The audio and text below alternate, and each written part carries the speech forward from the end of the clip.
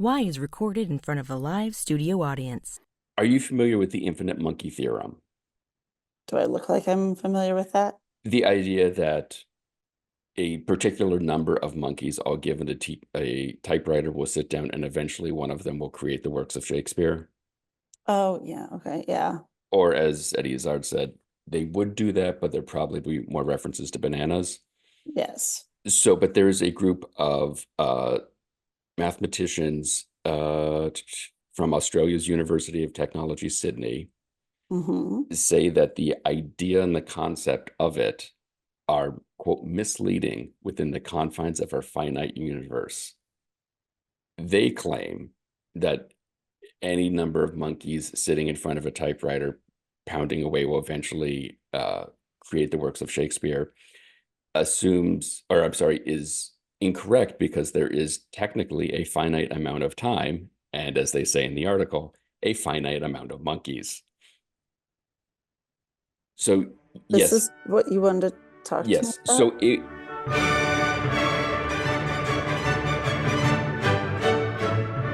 This is Why, with your hosts, Heidi Hedquist and Luke Poling. They're saying somehow, let's say you're able to We're going to run out of time or monkeys? Yes. So they said if you took 200,000 chimps, as you know, one does. One can. And if you assumed that that number of monkeys remained the same throughout the lifespan of the universe, one googol, which is 1 followed by 100 zeros. Why are we talking about this? Wait for it. And then they assumed that each chimp would type 1 key per second for every single second of the day. So that's right there, labor practices. OSHA should be getting involved with this. Assuming each monkey works around 30 years, they say, mathematically, there's only a 5% chance that one of those monkeys would type the word bananas. Again, why did you want to talk to me about this? With our precious time to discuss nonsense, this is the nonsense you want to talk to me about. Math and because monkeys and everyone bananas. Always said, I have always said, like, math, monkeys, bananas, and Shakespeare is what you want to talk to me about. Well, because when people always say, and I feel like it's a lot of, the number of monkeys, anyone could create Shakespeare at some point in time. And these people are saying, nay, not everyone can create Shakespeare. How many monkeys do you have that you think could write, The Tempest? Probably, I don't know. You'd be like, do I care? Monkeys, twice, tops, 5 monkeys. Now you just look annoyed, which is amazing. I am annoyed because this changes everything. Because if you're thinking that in the grand scheme of the universe, that there are sometimes when something so ridiculous will all line up and just boom, boom, boom, be amazingly wonderful and ridiculous. All the things we're talking about. A mailman discovering that there's an entire family living underground with people being held captive because suddenly the copies of Dare Touch magazine are piling up, and that mailman's like, hey, wait a second. Those balls all have to fall into the right combo for that to happen. And here, all of a sudden, I feel like by saying that these monkeys might not be writing Shakespeare makes so much more. I think it should add to our appreciation of when the ridiculous all does come together. Because it is not that frequent. That's where we are going. So is this a compliment as the fact that we found each other to do all these crazy things? Is this your crazy way? Sure. Okay.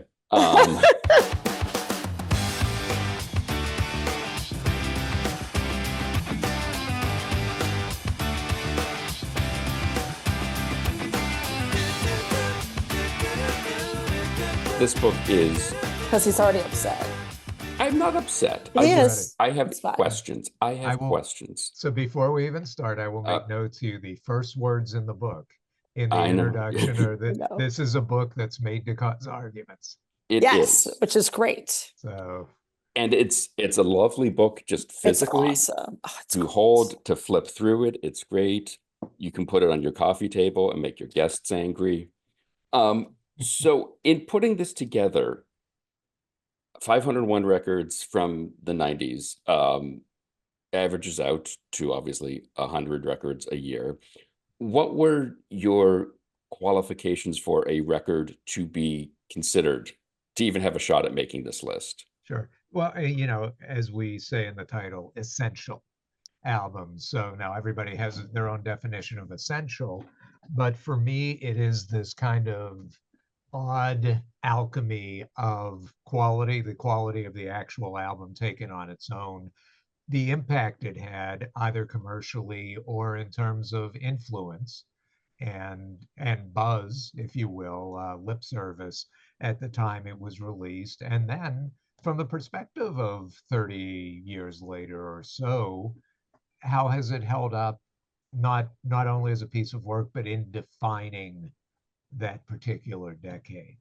So like I say, it's an odd alchemy that, I don't know how odd it is. It's an alchemy that we As the that 90s we were. use, well, as they were. I mean, we'll get into it, but you know, I think one of the reasons this is the beginning of a series of books. In fact, the 80s book is already done and being designed and for spring release. But the you know, the 90s to me was the last golden decade of the album. Yeah. And that's why it was important to start with the 90s and then go wherever we're going to go with the series. And just, I think I can guess why the answer is, but just so we have it on the record and have you on in the, can you explain to the court why you consider the 90s to be the last great album decade? Sure. It was a decade when we were still consuming the album as the album.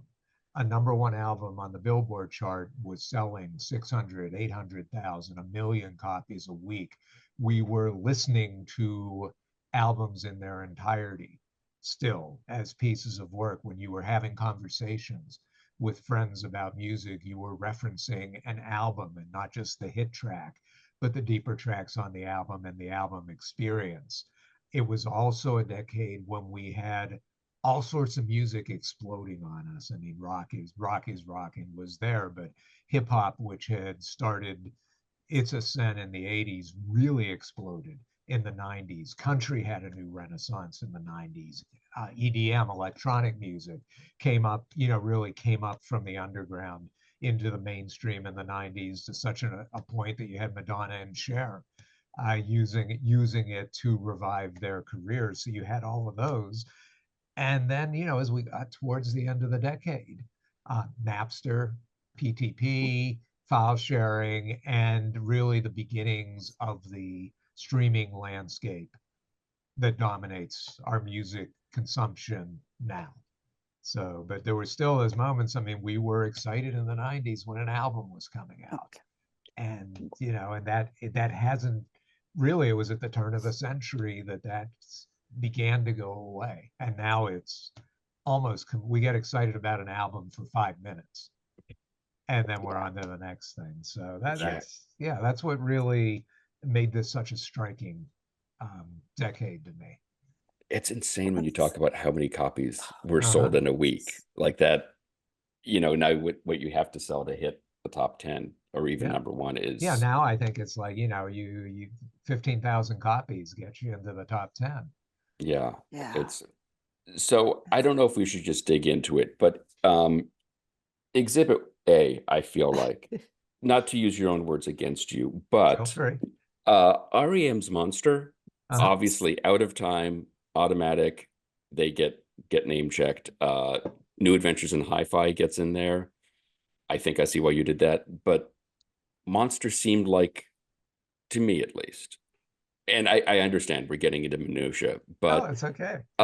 We're music fans. Minutia is what we live for. That's what we do. This is true. So that's why there's a book. Explain to me why you think you're not wrong. Well, obviously I'm right. But so that one of the hard things, you know, the really hard things about choosing the albums, and even more pronounced in the 80s and will be in the 70s, is you had some very important bands who consistently were putting out very important albums, and quite a few of them. REM is one of the great cases in point. you know, in the 80s, we had bands that were doing it every year. In Mhm. the 90s, we had bands that were, you know, that were had begun to take a couple, 3, 4, 5, maybe even more years between albums. Man, you look at the 70s and the 80s, boom, boom, boom, boom, boom, sometimes twice. So in the particular case, specific case of REM here, we had a lot of really good. I don't think REM's made a bad album for starters. Okay, I think you could, you know, maybe albums that aren't as good as some of the others, but Fair. I think every album in their That's catalog fair. is a very listenable album. And we got to the point with REM, like with a few other bands during the 90s, like, okay, here's what they put out. They are all good. We don't have room to put them all in. So which ones hit the criteria of essential? And being a huge Monster fan myself, with a lot of memories about covering and writing about that period of their histories that gave me an emotional attachment, I really felt like that was the one that didn't quite make the essential grade. That didn't, there were things about what happened with REM during that time that were Mhm. very notable during the 90s, Uh, but the piece of music I didn't feel like was as essential as the other three that are in the book. And some people make the argument against New Adventures in Hi-Fi. I just thought that was just such a daring, different way of making an album that a lot of other acts subsequently used. You know, Mhm. they weren't the first. REM wasn't the first. Jackson Brown, you know, Running on Empty. Some of Right. that was done there, but I felt like REM kind of did it for a whole new generation, presented it to a whole new generation of artists that then made albums in that way similar. And I guess you could argue that would allow you to talk about the Monster Tour and the impact of that and the Right. placement of it, because that Yeah. was okay. All right. Where we cheated in the book Ah, here we go. was in context. So when you write about New Adventures in Hi-Fi, yes, you can reference Monster, you know, and sometimes so so it and gets you love. yeah, and even when we, you know, you'll note there's only one U2 album in there, Yes. Noted. which I've heard about Octune. Oh, I'm already, sure. and we'll And I argue. wasn't even going to bring that up, by the way, Luke. Oh, I feel free, understood. Very No, good. I but understood the context. and we could I use, get it, but we unlike could use, Luke. yeah, but we could use Achtung Baby Right. to explain why this is the only one from Yes. the 90s that was essential in their catalog. And I agree with it, actually, for the Yeah, some people 90s. do. I've heard from some people who don't. Hey, uh, For the 90s. For the 90s. for the 90s. Oh, well, the 80s. So the 80s book is done Right. in Right. design already. I think U2 fans will, there will be more to read about U2 in the I would 80s book. imagine. And as we get into the 2000s, there will be maybe a little more. I would get that. Yeah, And Luke, although this book, see, I think we probably both struggled a little bit, right? I do speak. I was gonna say I don't mean to speak for Luke, but I do. I probably speak will. for us all the time. The thing with this particular book, and although we are children of all three of those decades, like this, like class of 93 high school for me, class of 97 college, Oakland University, pioneer, and a Golden Grizzly, mostly a pioneer. And like, you know, my first interview ever of a musician as the editor-in-chief of the Oakland Post, which are the only person on Oh our my God, show here who we would get go. this, was Matthew Sweet. So first page I Yep. opened to is Girlfriend, and I I'm was like, sure. oh my God. So sat in my outside my dorm listening to Vitology after I waited in line to get it, you know, at Harmony House again, like all of this. So we think that this is the 501 essential albums of the 90s that Heidi and Luke should own, because this is our book, because this is our era. So we're not realizing that this is the essential albums of the 90s for everyone, not just Heidi and Luke. Well, No, that is exactly how I would want the book to be received. I want one of the best things about doing this for me as I was writing my own entries and editing the other contributors was it made me feel younger, did not make me feel grow any more hair or anything or change the color of my hair, but I really got to go back and I got to feel. I remember like going to a now defunct local record store Yes. to get a copy of Vitology, Pearl Jam's Yes. Vitology, the Friday before it was Yes. released. It was in their thing so that I could have a review out in the Sunday paper, because the record company was not providing review copy. I mean, Yes. and I remember the excitement. We were talking earlier about why the 90s is so important. We all remember the excitement we felt of albums as they came out, and Yes. it's not the same, and it It's hasn't not. been for a long time. And that's just not the old grumpy man in me talking. No. It's demonstrable now that we don't consume music like we did in the 90s. So to relive that, It's amazing. And Yeah. every single page, as I'm flipping through these, I'm like just reliving all of it. Like that moment of sitting in the driveway of my dorm at OU and listening to Vitology on 89X, and then getting the like vinyl, like 2 copies of the vinyl of it. And, you know, and one that was going to stay wrapped, that stayed wrapped until the 2000s. And then I When opened the it. first copy got lost. Yeah. No, I opened the first copy and listened to it Oh. on my stereo from the 70s that I think might have been some ridiculous like Smurf, you know, record There you player go. that I used Perfect. to. And then every page of like different things. And then suddenly stumbling on a Sparks album I didn't listen to until like a year ago, by the way, which is also, and now Sparks is like one of my favorite bands of all time good, that I good. didn't really discover till recently. And so it's the best. This book is so fun. And it's interesting to see I think to your point, Heidi, that this is trying to be a comprehensive, or at least a more diverse assortment of records than Yes. what As we well. would have chosen, or Also. exactly. So I understand why Rope in the Wind pops up in here in the Yes. decade of Garth Brooks. Is there any album in here, Gary, that just killed you to put in the list? And why was that? Yes. The Eagles' Hell Freezes Over.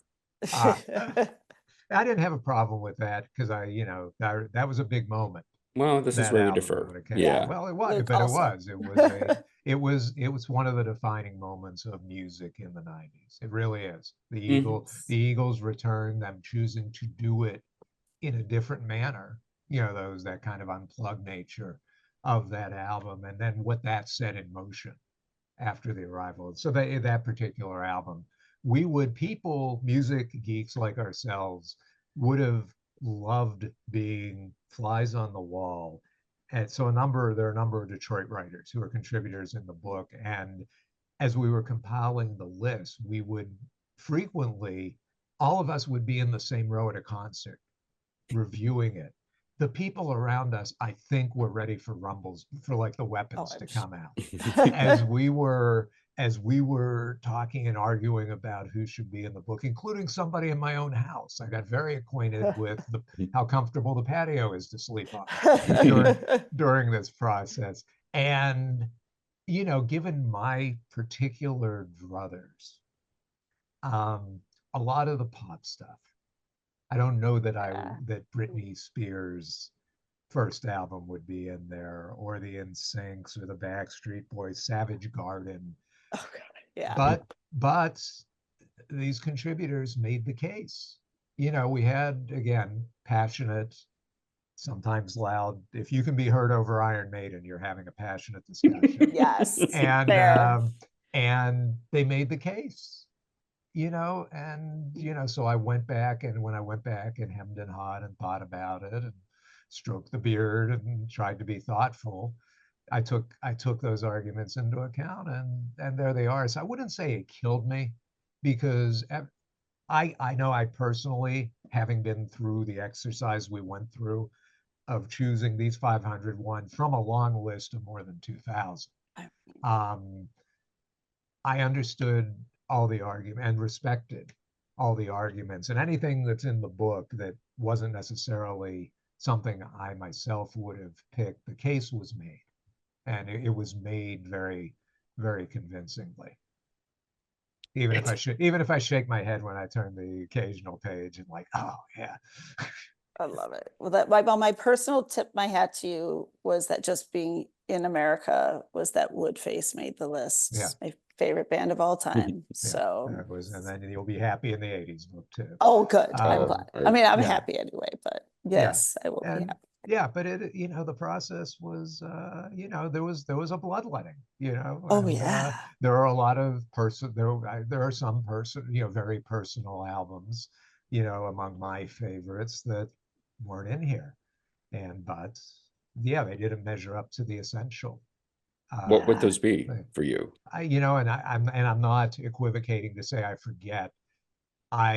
Because we're a whole other book into this, some of the stuff about the Mhm. 90s is a little hazy, and I've tried to revive myself, or revive my memory, and just, I mean, there've got to be 20 odd thousand emails with some of these discussions and things, and for some reason I can't find the long list spreadsheet anyway. Yeah. Fair. So there was like, I would have had more World Party in here maybe, or I would have had more Prince as part Yeah. of the Get book. that. But when we sat down and looked at somebody like Prince, definitely did a lot of compelling work during the 90s, but really only one of those albums would be essential in his catalog, much less for the 90s. And there are some very important artists who aren't in here at all: James Taylor, Jackson Browne, Joni Mitchell, among them. And it was the same rationale. Like, they made some very good albums, but they're not essential albums in their own catalog, much Mhm. less. Now, as we get into the 80s and the 70s, 60s, Then they take over. that's going to change. And, we have to figure out, like, what do you do with a Led Zeppelin when every album there's a good argument for every one of those albums. And Lord help us when we get into the 60s with the Beatles and the Rolling Oh, yeah. Stones. Well, That's It's going to be, and that'll that's be what fun. to your point about the Eagles, how is it, or what was the decision to take Hell Freezes over something like Fleetwood Mac's The Dance? Was it a similar, because of that idea of a band from a previous era coming back and sort of reintroducing themselves to a new generation? And like and we got one of those? well, not just one of them, but so to me, the Dance was a live album. Mm-hmm. It was a live album, just a plain live album. You'll notice there aren't a lot of live albums in the book. I would like to, in this series, do a X number and one live albums book. I don't know if there are 501 of those, but maybe 301 of those. But to have a live album like Hell Freezes Over or Nirvana's MTV Unplugged, they had to be albums in their own right, not just a live album, a set of the songs played live, which is what I feel The Dance is.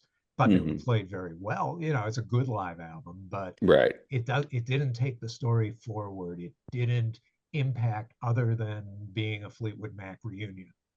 Mm-hmm. I don't know that Silver Springs. I- Still that was talking the- about great, it. no, great rendition. But that was just, and if it was 501 songs of the 90s, Right. That's fair. we'd be talking. So, like I was saying before about Hell Freezes Over, I feel like that album, not only did it bring them back, but it launched a whole other something. That really That's true. is with us to today, We're forced to deal with, filling this year in Las Vegas. Yeah. Oh, it is funny. Listen, people's passions, I keep going back to the process and the discussions, not just at concerts, but the emails and dinners. And, Oh, I bet. there are social friends who are part of the books, golf partners. A chunk, I would say most of my regular golf group is in this. And, we're not talking about where the break on the green is. We're talking about which Sonny Rollins album or Pat Metheny album is going to be in the book. See, which would make like golf so much better in my mind. It didn't make ours much better, Oh, that's another book. Is there one that either your golf buddies or the person at the coffee shop, when they hand you your change, they just hold onto your hand for an extra second and go, "Dirty" by Sonic Youth, and then just lean back and let you go along your day? Is there one record that comes up again and again as, we think you missed this one? Haven't had the experience yet because people are just getting the book. People They're are just getting getting a chance irate. to see it. I mean, listen, I'm sure the Creed fans are going to be up my butt, and they could make an argument because for those first two albums really did make a dent. Some of the Radiohead people are going to say, you know, why wasn't there more, you know, more of that? You know, certainly there are going to be Prince people. REM, I anticipated that you know, that's going to be a discussion point. I think U2, Metallica. There's only one Metallica album in here, and I would argue again that the rest of their decade was not made up of essential music. Interesting music, but not essential music in their catalog either. It's only one Tom. There's only one Tom Petty in here. Noted. Yes. And he, you know, Counting Crows, a band that I love, but we stuck with August and Everything After. I mean, but even though I listened to some of their other albums more. I do too, but that Oh, and well, that was a album great- is yeah. so No, essential. that's a Yeah, that's a but- like It that's is. a landmark album. It is. Without a It's doubt. so. I mean, and that is truly an album's album. I mean, I just start to finish. I was happy about how many soundtracks are in it. Yeah. The soundtracks are So you know, obviously soundtracks, cast albums have been with us forever. But the 90s was 80s it exploded, and the 90s that explosion really continued. And even more than that, I think the 90s more than the 80s, and partly having to do with MTV and partly having to do with the early days of social media, the experience of that film really increased exponentially. So the films became a real lifestyle. And you watched the movie, however many times you watched it, you had the soundtrack, and though fashion was impacted a little bit more, you know, in the Ferris Bueller Flashdance type of era than it was prior. It was a much more immersive kind of experience. And then it was a matter of cherry picking the right soundtracks, because there were a lot more of those on the list too. But you look at, I mean, Singles, Trainspotting, Pulp Fiction. I mean, that kind of. I think we got the right ones, or we got most of the right ones in there. You know, the ones that had a life beyond the movie. Oh, yeah. Or you know, I mean, when you talk about like Pulp Fiction, think about the artists and the songs that just gave a life to. Right. Yeah. Okay, wait, there might be one you missed. Now I might have one. Nah, there isn't a single one we missed. Wait, you did. I really I am might gonna have- have to. I might have getting an my gloves up. argument. Okay. I might have do an you- argument. What do you see or not see? Wait, is Reservoir Dogs on here? I do not believe so. No, we went Okay, with, I we went do with have- Pulp Fiction. I would have had them both. Okay, then fair enough. And But because I feel like Reservoir Dogs with the Stephen Wright weaved through it, I feel like that one Yeah, had I a think life of its I own think and I was felt- pretty essential. yeah, I think I felt like that wasn't as musical as many of the other I do too. soundtracks. And I we did do have- agree with that. And we do have now I'm blanking on the name of it, but the Woody Harrelson was in. Natural Born Killers. Natural Born Killers, that's in there. You know, That's those were, true. and it's also, you know, where something like that. I mean, Quentin himself curated that soundtrack to go with the move. So it really is, you're having a cinematic experience with your ears on that particular one. True. I guess maybe I'm doing what Luke's doing in like sort of redefining the qualifiers of the book, because I guess it redefined the sound. Maybe I'm going to essential soundtracks because it redefined the soundtrack because it had the whole DJ weaved through it. So you are having a whole cinematic experience that way too. That is a fair point. Yes. Not as correct as my point, but it's still a fair It's point. a different. See, And but that's the beauty of our relationship, is we all still I love each just- other. You can tell I went into training to get I ready know, for Yes. to these- be for these prepared. interviews. I just didn't think to, I was going to have an argument. I thought I was just all happy no. about all of it. Well, I go back to the first thing I wrote in the book is this is going to book. the I cause arguments. know. But music fans love nothing more than a good argument. I know, but it Uh, didn't we- like we crush my, just- you we know. just do. No, I do. I agree. We do, but I was not as bitter as Luke. Well, And you did have lots of my loves on here. I mean, Well, I but- would have maybe ousted Titanic, but you know. Well, no, the you thing- you gotta keep that in. I'm I sorry. know, about what I it- yeah, know. I'm with you, but I know. and what about, I mean, so obviously rock and pop are the things that really were always the top of the charts. With hip hop slowly kind of coming in. Right. But you also have in here gospel Right. and a few other genres. And I was sort of surprised that the 90s ska revival, such as it was, that Yeah. no doubt gets a nod, but something like the Mighty Mighty Bosstones, and this might be my inner Bostonian coming out saying, what's your problem? But that said, Morphine is in there, very thrilled about that. But what about something like ska or So- even, Big Bad Voodoo Daddy? And thank you for jogging my memory, because when you bring up the Bosstones, that was definitely one of the ones that my blood spilled when when we chose not to do it. I think it was just, again, going back to the weird alchemy I spoke about before, and good stuff, even great stuff, not essential stuff to understanding the decade. I think that revival you mentioned was more of a blip than anything else, and well represented by a No Doubt album, because that's where it went to its pinnacle. I'm just saying, if aliens came down, read this book, they'd have a great sense of the 90s, but they would just sort of be like, no more noise and other disturbances. What's this about? Yes, of It course. is, yeah. I mean, who knows? Maybe one day, after we get through all the decades, we'll go back and do 501 more essential. Right. Maybe I'll so- just cross out 1 and write a 2, and Not then in the quite back, as- just write in, Right. All not quite as essential. Almost nearly essential. Nearly I'm essential. liking this. When the publisher hears this, he's gonna be inspired. Yes. Take it or leave it. Yeah. You do you. Yeah. It's And I do think people buy books like that. We all buy books like this, or we buy the Rolling Stone 500 best issues or whatever. We buy them to get pissed off.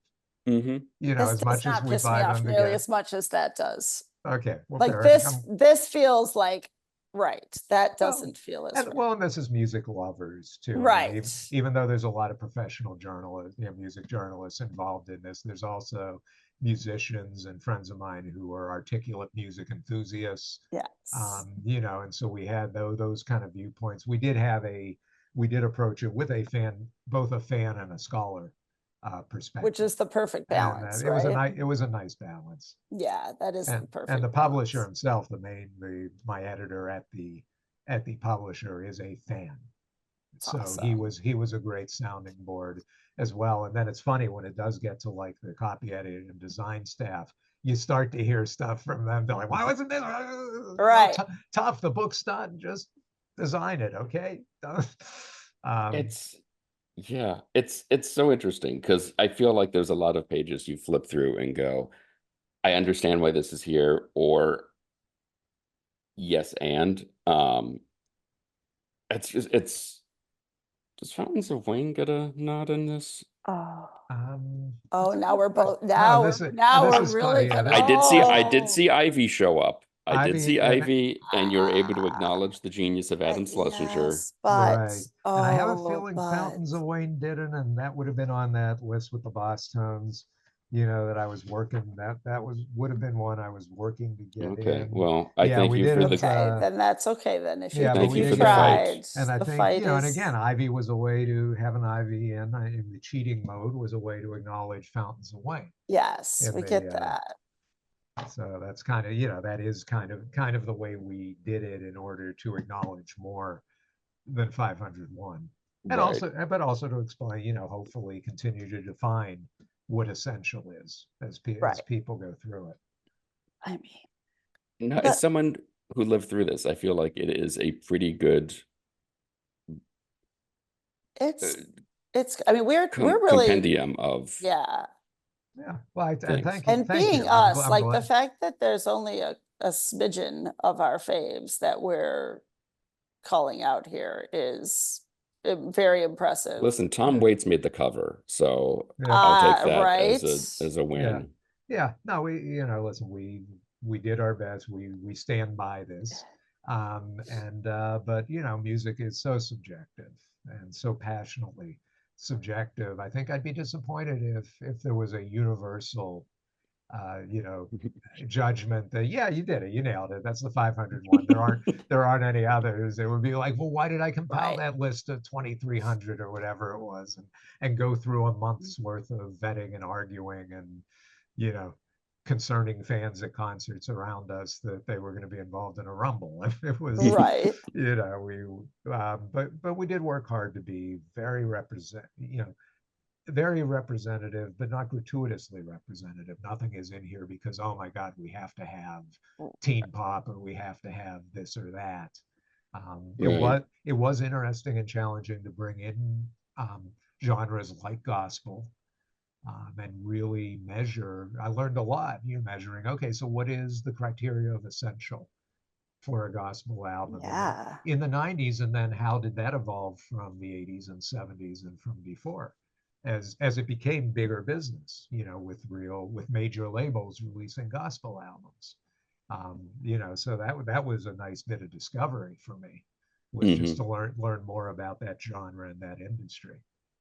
And the other one that I thought that was interesting was I don't think it was the Harry Smith, but the archival,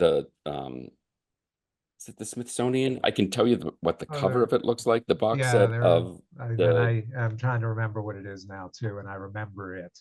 the American folk Was it the Appalachian. was it the field recordings one? Yes, that's one. Yeah, Yes. yeah, and that came, it's funny, that was music recorded what in the 20s and 30s. The recordings were made in the 20s and 30s, but the album didn't come out till the 90s. But the And revelatory nature of it oh yeah, I at know. I that time. remember it being that was like just before, that was what led to "Oh Brother, Where Art Thou" kind of thing. It was like, okay, it exposed so many people, including musicians, to musics they hadn't been able to hear before, that then became part of. You wouldn't have had Raising Sand, Alison Krauss and Robert Plant without that album. You wouldn't have had a number of things that subsequently happened without that. So What about box sets? Since the 90s, again, as a decade of physical medium, they're, the idea of a collection of someone's work or rarities or such. They had to be something that, again, had a life of its own as an album, was not just a compilation. I mean, the one that really stuck out and had to be included was Biograph, Bob Dylan, which really launched the modern box set era. 86 or was that 86 sounds right, because it was, well, no, it might have been more like 85, even 84. Because it was shortly after CDs became very mass popular, about 83. But because the bootleg series was 91, I believe. It started in the 90s and has continued. But Biograph was the one that established one definition of what a box set could be, because most of the material on that box set had never been released. Whereas when you got to the Allman Brothers box set or the Eric Clapton box set, those were Crosby, Stills, Nash, whoever, everybody was putting out box sets, but they were primarily compilations. They'd have a little bit of unreleased material or an alternate take. But the Dylan one was like, this is a new Bob Dylan album, essentially. Right. It has to be viewed and treated as such. I don't know. I think I might have put bootleg series like 1 through 3 on there, just for the fact that like suddenly people going in a grander scheme of things going like, oh wait, he had Blind Willie McTell, and he was like, no, let's not put that one on Infidels. Just the fact of like his tipping of the hand to a much wider audience to go, there's a lot of really good stuff that he just never put out. Right. And there's an argument to be made for that. Some of this comes down to, again, space. We had 501. Do we put that in, or do we put Magnetic Fields in? And, don't make it that choice. But they were those choices. That's really what it came down to. We can tell Bare Naked Ladies to go kick rocks instead of. I'm just saying there are other things that can go before we start kicking Let's not do anything drastic with Magnetic Fields. Let me just put it that way. Well, that one was a lock early on. Yeah.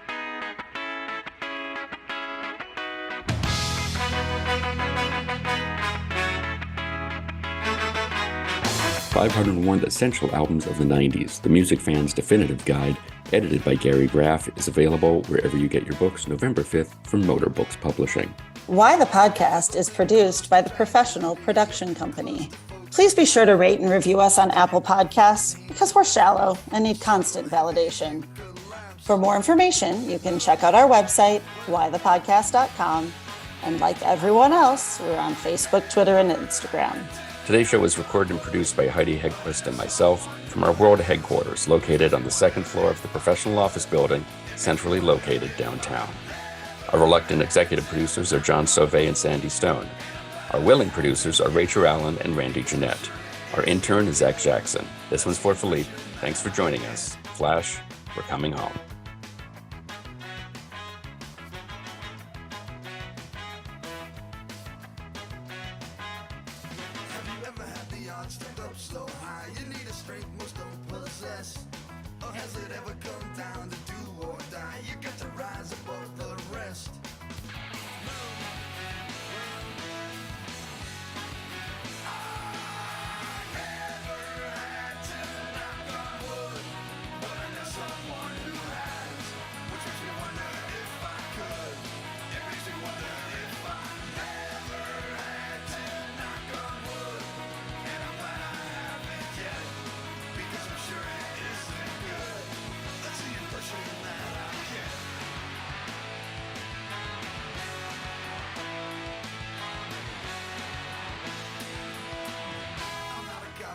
Never been tested.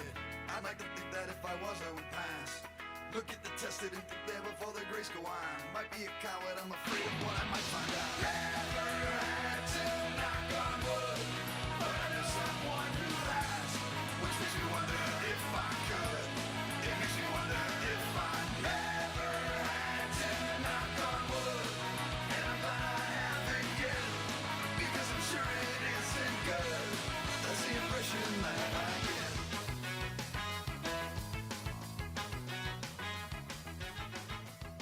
Nigel, is that you? Are you here, Nigel?